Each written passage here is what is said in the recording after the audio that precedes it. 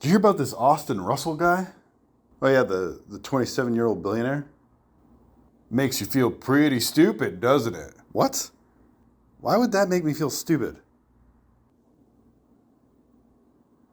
I mean, he's 27. I mean, okay, good for him, I guess, but didn't he graduate from like an Ivy League college? He probably had access to resources that you and I just will never have access to. That's really not that impressive if you think about it. Now show me he paid his fair share of taxes, and that will color me impressed. What do you mean? I'm sure he does. You're sure he does? Yeah, why wouldn't he? Because they don't pay their fair share. Here we go. According to a 2021 White House report, the top 500 billionaire families in the U.S. I can't believe there's 500 billionaire families. The top 500 billionaire families in the U.S. pay a whopping 8.1% of taxes, of federal income taxes. Compare that to the average household of 12%, and I'd say, yeah, they don't pay their fair share of taxes. Dude, nobody cares, man. Jeff Bezos has gone multiple years without paying a single penny of federal income tax. And that plus, if I got that rich, That's just ridiculous. Half my earnings being taken away by a stupid government that doesn't do anything for me anyways. You're not going to be a billionaire. Who knows, I might.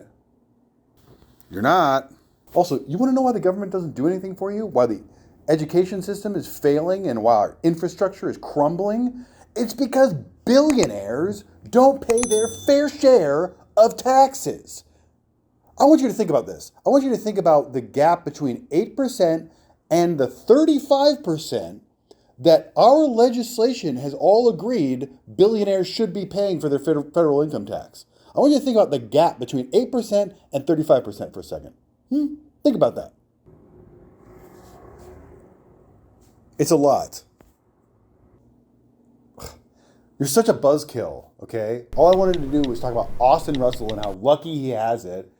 And the next thing I know... Oh, he definitely doesn't pay his fair share of taxes. How do you know that?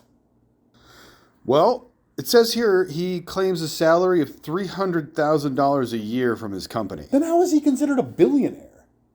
He's a majority shareholder of his company, so the stocks are worth that much, and so essentially he's worth that much, but he's not actually worth that much.